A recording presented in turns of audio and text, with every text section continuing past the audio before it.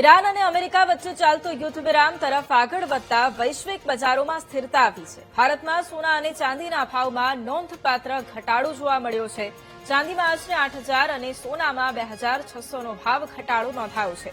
યુદ્ધ વિરામ થયા બાદ વેપારીઓનું માનવું છે કે આ ખરીદી માટે સારો સમય છે.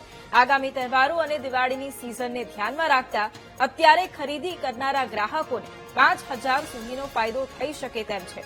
ખાસ કરીને ચાંદી તરફ લોકો અને મહિલાઓનું વલણ વધુ આકર્ષિત થઈ રહ્યું છે. સોના કરતા ચાંદીમાં વધુ રોકાણ થઈ રહ્યું છે, કારણ કે છેલ્લા સમયમાં ચાંદીના ભાવમાં સોના કરતા વધુ વધારો થયો હતો. સિલ્વરમાં પણ ભાવ ઘટ્યા બાદ દિવાળી આસપાસ વધવાની સંભાવના છે. વેપારીઓના મતે વર્તમાન સ્થિતિમાં સોનું અને ચાંદી બંને ખરીદવા માટે અનુકૂળ સમય છે.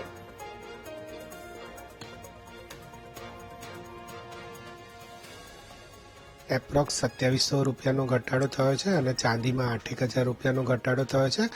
અત્યારે ચાંદીનો ભાવ 2.38 જેવો છે અને સોનાનો ભાવ 1.39 જેવો છે.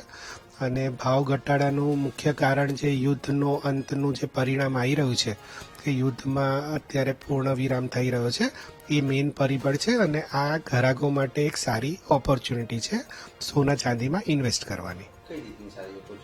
એટલે આ ઘટાડાના ભાવમાં જો કોઈ પણ ગ્રાહક એન્ટ્રી લેશે તો એને દિવાળી સુધીના ભાવમાં ઘણું સારું રિટર્ન મળી શકશે.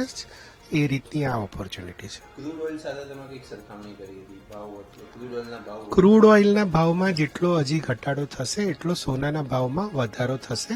અત્યારના લેડીઝ અને યંગસ્ટર્સ સિલ્વર ઉપર કન્વર્ટ થઈ રહ્યા છે, કારણ કે સિલ્વરમાં અત્યારે આપણે જોવા જઈએ તો સોનાના ભાવમાં જે પ્રમાણે પહેલાથી વધારે જે વધારો દેખાઈ રહ્યો છે, ભલે અત્યારે કાલ 2-3 દિવસના ભાવ કરતાં આજે ઘટાડો છે, પણ જે પ્રમાણે વધારો છે એ પ્રમાણે સિલ્વરમાં ઓપોર્ચ્યુનિટી લોકો વધારે શોધી રહ્યા છે.